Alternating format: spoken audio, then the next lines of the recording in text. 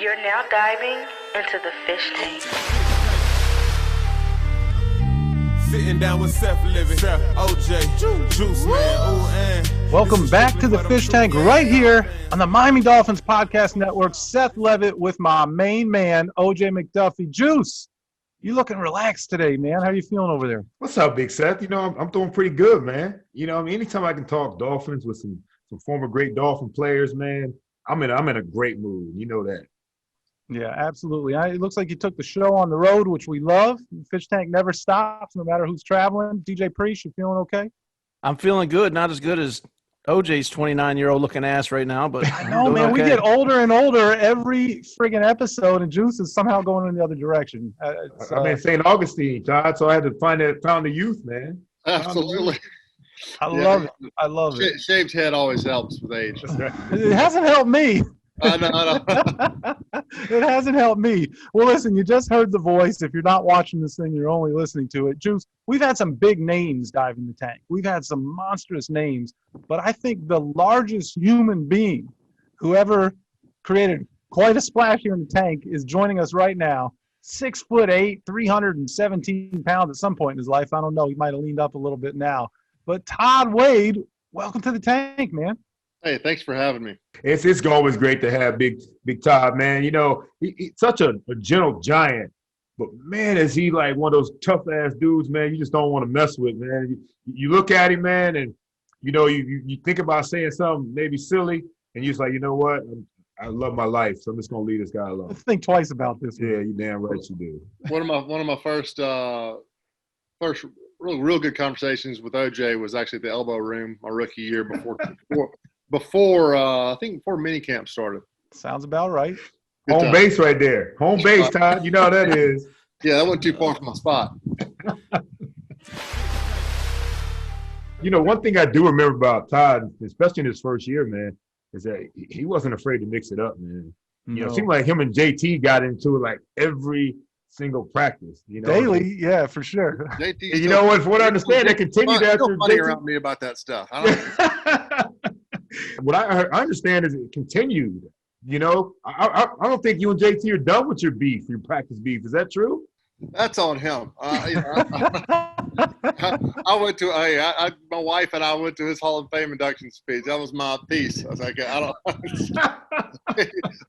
Listen, there's other places I'd rather be than Canton, Ohio. You know, it's not the most fun place to go to. It was awesome to see you there for sure. JT should be very thankful for me. I also saved his life once in a diving.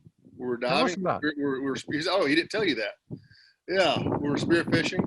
I was teaching him how to spearfish, and this is when we're using tanks. We're in my boat. We're off Fort Lauderdale Beach, and he got excited. You know, you see a hogfish down there on the bottom of the reef and going down there. Well, he pulled too much air, so he was completely out.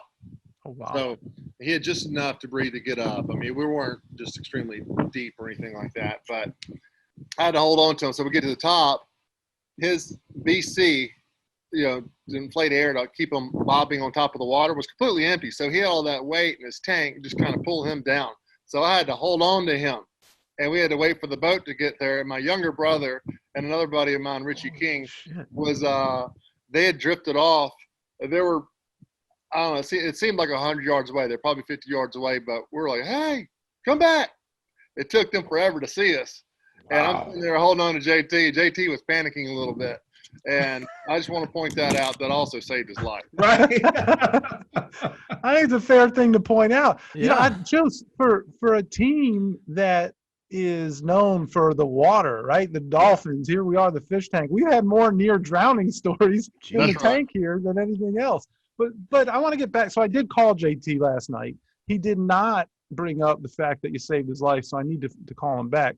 But what he did say, I said, well, tell me about Todd Wade. He goes, well, he was a hell of a teammate. You know, iron sharpens iron. I'd like to think we made each other better every day at practice. He goes, but he held too fucking much. He's still holding.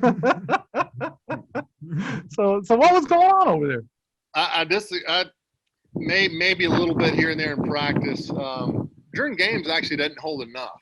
I'm not sure if it was my third year. I didn't get a holding penalty the whole season.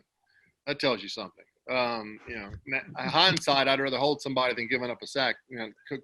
Thinking back about it, but I think sometimes with offensive linemen, the problems what really ticks off the defensive linemen and like a one-on-one pass rush drills and things like that is that last push.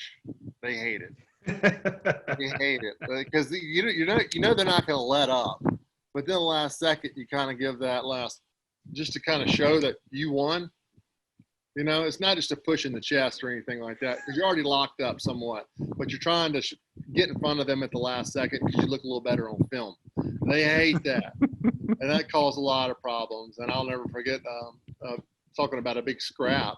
I can't remember. It was a play action play, and Randy McMichaels is 2003, I believe, and during training camp and when things are heated, I had to go down help Todd Perry with the 3 technique. While Randy McMichael was in charge of blocking the DN, he had Wale.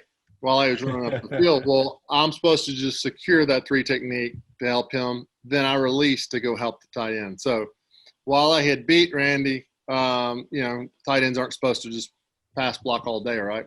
And I just wheeled around, went and laid him out. And JT had just come around the left tackle. And he sees that, and all of a sudden I get speared in the back by JT, and it's own. The disappointing thing about all that is the whole defensive line jumps on me. I was going to say, Jay Williams was on that team, wasn't he? Yes, he was. I love Jay. But I think Jay was in on it, too. I think he's trying to kick me or somebody's trying to kick me. And Jay Williams came flying in, Juice. It looked like something Ricky the Dragon Steamboat or something off the ropes, man. And I was like, oh, shit. Oh, yeah. And I'm at the bottom with JT, and I can't even move my hands. I'm just like this. But JT's face is right here. And I just reached my hand. I was like, look, I'm going to get my butt kicked, but I'm at least get a little scratch in or something. I'm going to claw at his face or something. I just had my hand like on his face. And around that time, he was doing the Neutrogena commercials.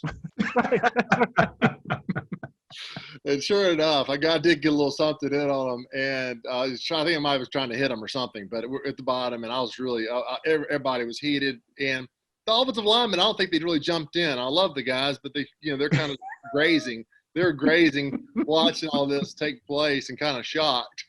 And I'm sitting there fighting the whole defensive line, and it breaks up, and JT's yelling at me, and so I go, bring it on, you Neutrogena, bitch. Oh, probably in a big country accent. I don't know how it came out, but I said it. And anyway, I've never forgotten that. So listen, Todd, you talked about it a little while ago with Lamar Smith, and you mentioned Ricky briefly. Talk about that, though, for 3 straight seasons as an offensive lineman who's brought in to establish a power running game. To block for those guys. I mean, and they special talents, particularly Ricky, right? I mean, that's an all-time talent there. And also a couple of unique personalities. You got to have a couple stories. I'll tell you about Ricky Williams. I've never, ever seen somebody that was so cool being not technically late. The last minute.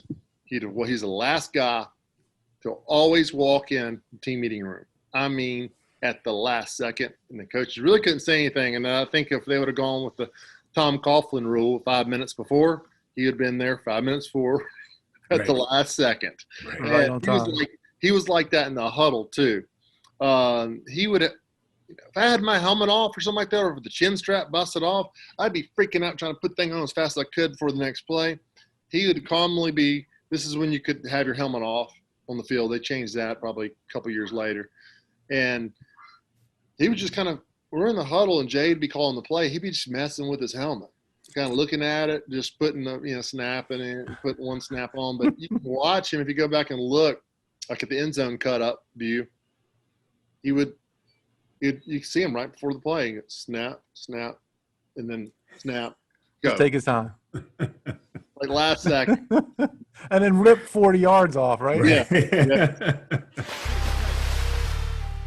You got pretty close with another guest in the tank, one of our favorites of all time, Larry Izzo. Talk about your friendship with Izzo, and I know you got to have some stories about Larry, man, because he did it up while he was in Miami and, of course, around the league.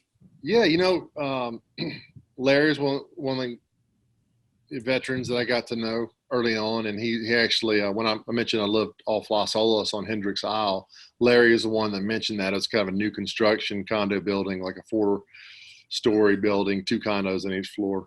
And Larry had gotten one of them, and telling me about it, and I could close like in December or something like that of my rookie year. I don't know if the timing was good for a rookie's time, but I did it anyway. So we lived there before he went to New England, and just a fun guy. I mean, he got me really going into karaoke.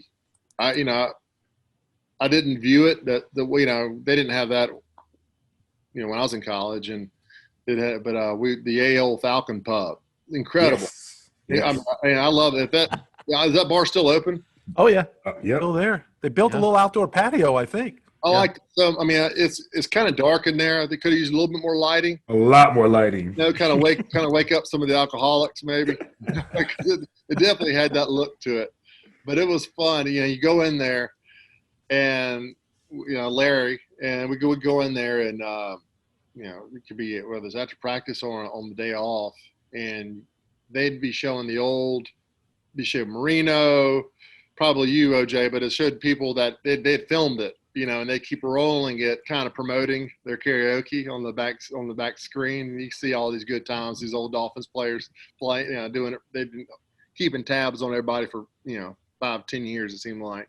But a lot of the stuff with Larry, it's like some of it's kind of gross. It has to do with the bathroom stuff, and I can't really get into a lot of that. Well, he did. It's okay. Yeah. We saw his game ball for making it happen on the sidelines, and he told us all about the it. stuff in New England's incredible. I mean, what about he told me this story. He was with New England, and they're going they're flying somewhere, and he had to go in the airplane bathroom.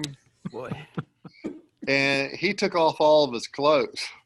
He started sweating real bad, so he took off all of his clothes. That was part of his routine. Butt naked. I don't know if it's Belichick or Kraft or somebody came in there after him. He's sitting there butt naked. He's like trying to hold the door shut while they're trying to open it. Very awkward. It's a shame. Oh, too much. What's your go-to karaoke song, by the way? Now, once he got you into Yeah, it. I was wondering the same. It really, honestly, I go with the crowd. I kind of observe everybody in the crowd. I used to make more soul, like Me and Mrs. Jones by Billy Paul. Yep. Mm-hmm. We need to get some of that. That get the ladies all fired up.